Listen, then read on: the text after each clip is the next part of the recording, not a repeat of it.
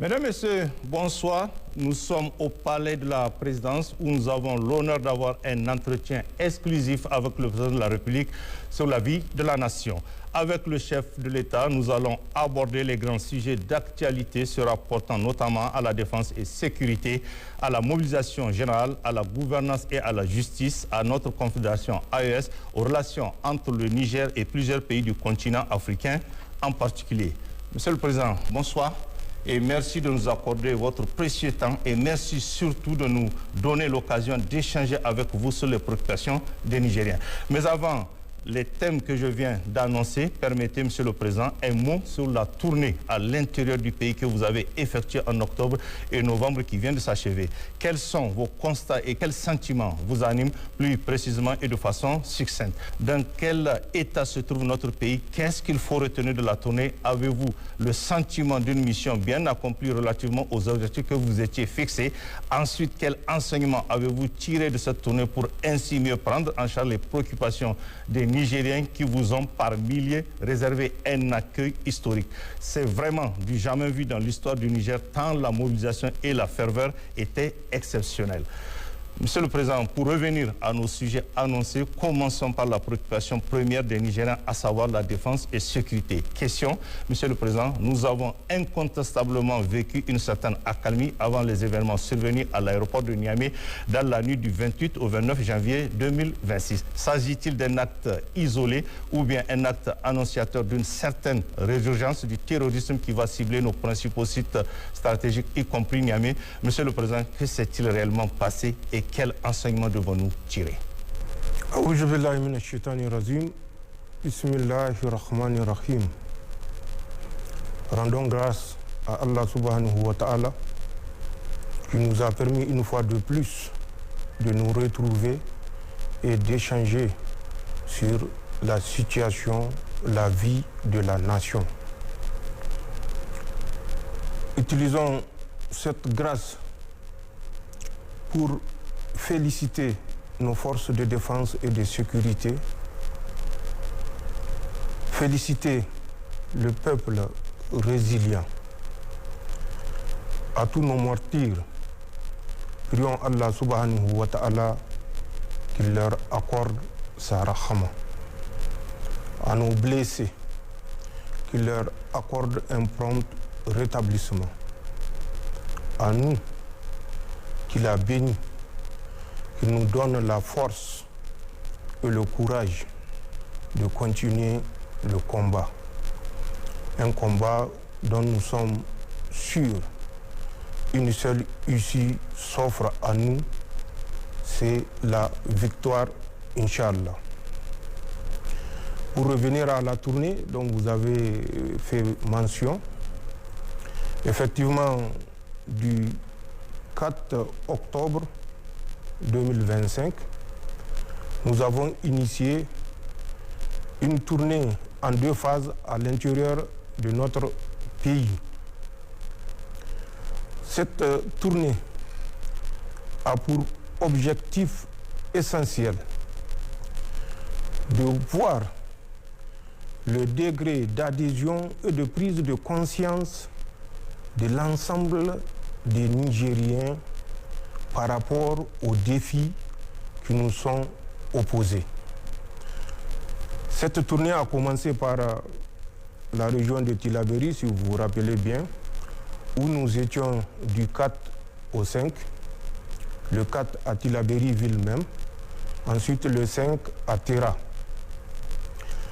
C'est une tournée qui nous a permis, dans cette première phase, de prendre, comme je l'ai dit, contact avec les Nigériens, de confirmer leurs préoccupations, puisque nous savons déjà quelles sont les principales préoccupations de l'ensemble des Nigériens, de voir physiquement et de visu quels sont les problèmes qui s'opposent à l'ensemble du peuple nigérien, particulièrement la région de Tillabéri qui était la première phase.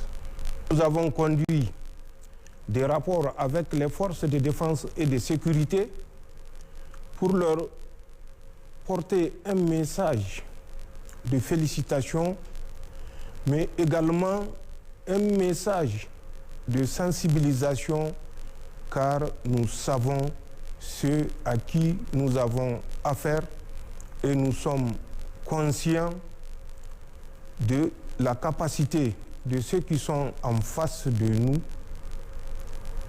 d'utiliser tous les moyens, même abjects, pour nous soumettre. Donc, il fallait que les forces de défense et de sécurité soient sensibilisées pour faire face à tout type de menaces, autres que les menaces auxquelles elles sont habituées, c'est-à-dire la confrontation avec les mercenaires.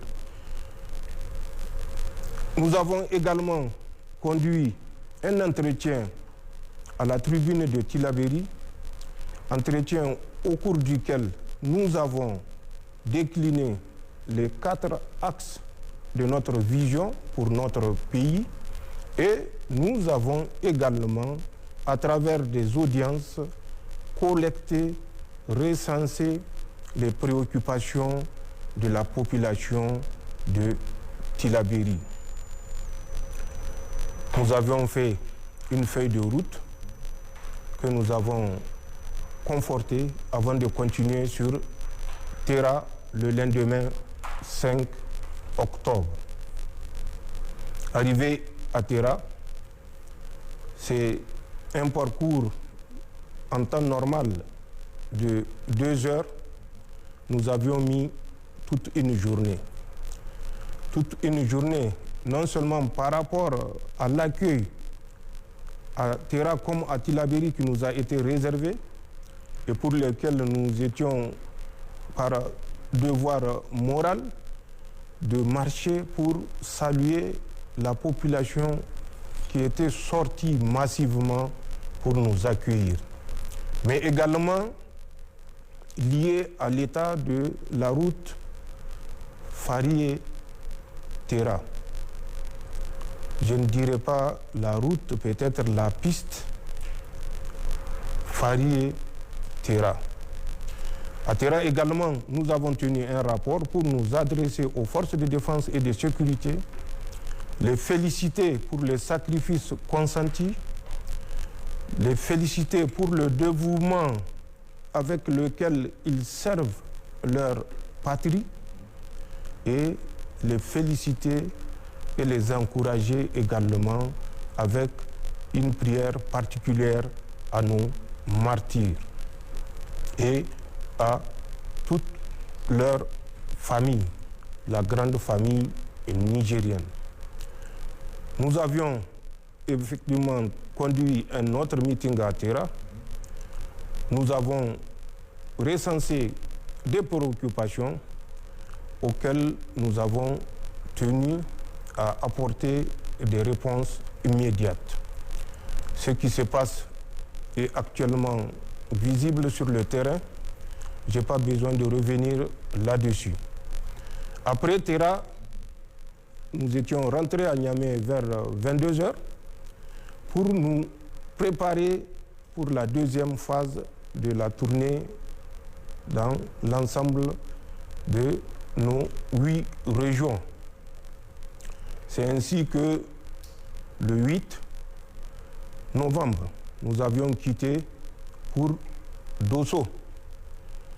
Dosso où nous avions tout le long du parcours été accueillis par des foules immenses. Dosso que nous avions traversé puisque l'objectif était d'aller jusqu'à Gaïa en passant par le camp Agali où nous avions également tenu un rapport avec les forces de défense et de sécurité. Avant de continuer également à Gaïa, où nous avions une fois de plus conduit un entretien avec la population sortie nombreuse pour nous accueillir, ensuite nous écouter. Je ne ferai pas la genèse des déplacements dans les villes parce que après Dosso, c'était Tawa. Vous avez vu effectivement ce que vous avez vu sur l'itinéraire entre Dosso et Tawa. le meeting à Tawa, les entretiens avec les populations, les forces de défense et de sécurité, de nuit, avant de continuer sur Agadez, là également, et toujours par voie routière, il faut le préciser, et c'est ce qui fait la différence. Sur Agadez, de Agadez, nous étions partis à Arlit, Assamaka, retour sur Arlit, nuit sur place, pour continuer le lendemain 670 km environ sur Zender. Nous avions atteint Zender vers 1h30 du matin. Tawa, c'était vers minuit. 1h30 du matin, nous avions trouvé, et sur notre itinéraire de Arlit, Agadez, Aderbissinet, Tanout, Zender, 1h30, des foules immenses, des populations mobilisées à minuit, 1h30 du matin. Nous avions également conduit le rapport avec les forces de défense et de sécurité de la zone numéro 3 de Zender, suivi de l'entretien avec la population au stade de Zender, là on dit. Après, nous avions continué sur Maradi. Maradi également, où l'accueil sur tout notre passage était un accueil de grands jours. Jusqu'à Maradi-Ville, où nous étions arrivés vers 22h. Une foule immense.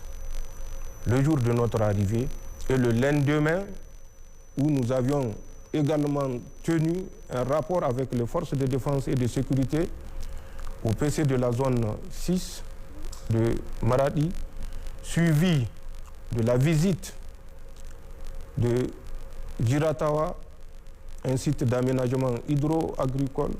Comme vous le savez, l'importance que nous accordons à l'autosuffisance alimentaire.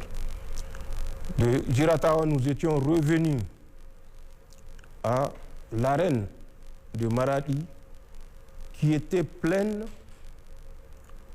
où nous avions retrouvé peut-être le nombre de 10 000 ou moins, mais si nous avions trouvé ce nombre dans l'arène, ce qui était à l'extérieur était le triple, ce qui dénote également de la mobilisation que nous avons observée.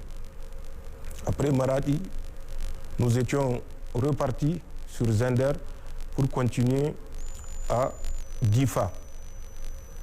Là également, sur tout l'itinéraire, Maradi, Zender, Gouré, en passant par Goudoumaria où nous avions passé la nuit, Goudoumaria, Maïné, Difa, c'était la même mobilisation que nous avons observée. Le peuple nigérien est sorti et il nous a transmis un message. Le peuple nigérien est debout. Le peuple nigérien est plus que jamais déterminé à poursuivre le combat de la dignité, le combat de la souveraineté. Plus que nous avons vu un peuple prêt au combat, un peuple résilient et pour lequel la résilience dont il a fait preuve jusqu'alors n'est que le symptôme de ce qu'il est capable d'accomplir. Et par rapport à tout ce que nous avons observé, nous avons recensé et tiré des conclusions.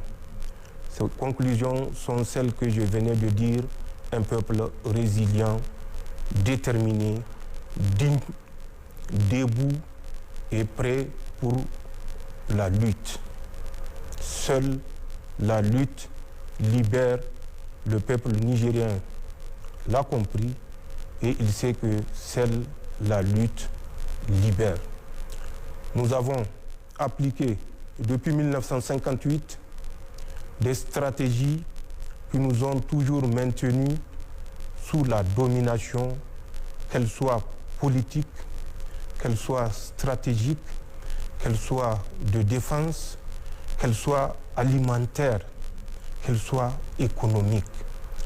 Le peuple nigérien a compris qu'une voie est possible et cette voie, c'est celle que nous proposons à l'ensemble des Nigériens. Et nous avons trouvé un peuple qui a accepté cette proposition et qui est déterminé à aller jusqu'au bout. Nous avons, comme je l'ai dit, pris des préoccupations auxquelles nous nous sommes attelés à donner des réponses.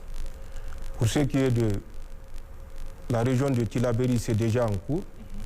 Pour ce qui est des autres régions, notamment les grandes préoccupations de la région de Dosso, c'est la création, comme vous vous rappelez, la mise en œuvre de ce projet de la grande raffinerie, le complexe pétrochimique, le port sec de Dosso, l'aéroport de Dosso, qui sont des projets, peut-être certains vont dire des projets irréalisables, mais nous sommes sûrs, Inch'Allah, ces projets seront réalisés.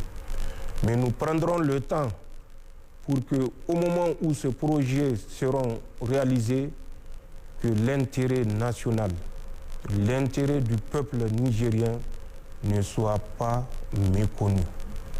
C'est ce qui nous pousse à prendre tout ce temps, je l'ai dit à Dosso, pour réaliser ce que nous allons réaliser. À Tawa, les préoccupations sont également les mêmes, l'emploi, mais en plus de l'emploi, il y a le domaine de la santé, où ils ont souhaité qu'il y ait un hôpital de référence à l'image de Maradi et de Niamey. Nous avons vu, nous n'avions pas besoin que l'on nous dise, la route Tsarnawa-Tawa était totalement dégradée. C'était une préoccupation également des populations. Ensuite, les aménagements hydro-agricoles, créateurs d'emplois et d'autosuffisance alimentaire. Sur ces différents points, d'autres ont démarré, d'autres sont toujours en étude, puisque, comme je l'ai dit, nous ne voulons pas commettre les mêmes erreurs. C'est les mêmes préoccupations que nous avions trouvées à Agadez, avec toujours l'emploi, la sécurité, qui est valable pour toutes les autres régions, même si je n'en ai pas parlé, et également l'emploi des jeunes, des infrastructures, puisque nous avions vu la route Tabalak, Maïroua, à Balak, 85 km, mais c'est toute une demi-journée. Nous avions vu la route à Balak, en allant vers Tamaya.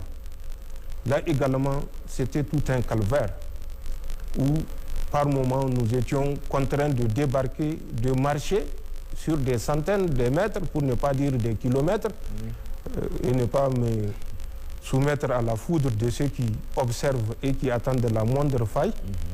Donc nous avons par moment marché des centaines de mètres, non seulement pour rendre la politesse à la population qui nous attendait, pour certains depuis 6 heures du matin, pour d'autres depuis 7 heures ou 8 heures, pour nous voir passer peut-être vers midi, 13 heures, 14 heures ou plus tard. À Agadez, nous avons également recensé les mêmes préoccupations et que la population de la région d'Agadez sache que tout ce que nous avons recensé, Inch'Allah, sera réalisé. C'est la même chose pour Arlit à Samaka, où la route Agadez-Arlit est inexistante. C'est le moins qu'on puisse dire. Ensuite, la route en chantier, Arlit, Asamaka, jusqu'à la position la plus extrême qu'on appelle communément Dune. Nous avons tenu à passer sur toutes ces positions pour nous adresser aux forces de défense et de sécurité qui accomplissent un travail merveilleux et qui se sacrifient pour leur pays, voir les préoccupations de nos populations. À Asamaka, nous avions trouvé une situation terrible. Les élèves de l'école primaire de Asamaka, ça c'est juste un petit exemple. Pour l'examen du certificat de fin d'études, naviguent sur Azumit une distance de 374 km pour rejoindre Ingal et passer leur examen de fin d'études. Le diplôme obtenu, ils arrêtent leur scolarité parce qu'il n'y avait pas de collège à Asamaka. Ils n'avaient pas de tuteur à Ingal. Alors que Arlit, qui se trouve à moins de 200 km, ou 120 km de route goudronnée, pouvait permettre à ces jeunes Nigériens d'aller passer leur examen en toute sécurité, sans risque de se perdre dans le désert. Pire, nous avions trouvé 6 classes inoccupées qui pouvaient servir de collège aux élèves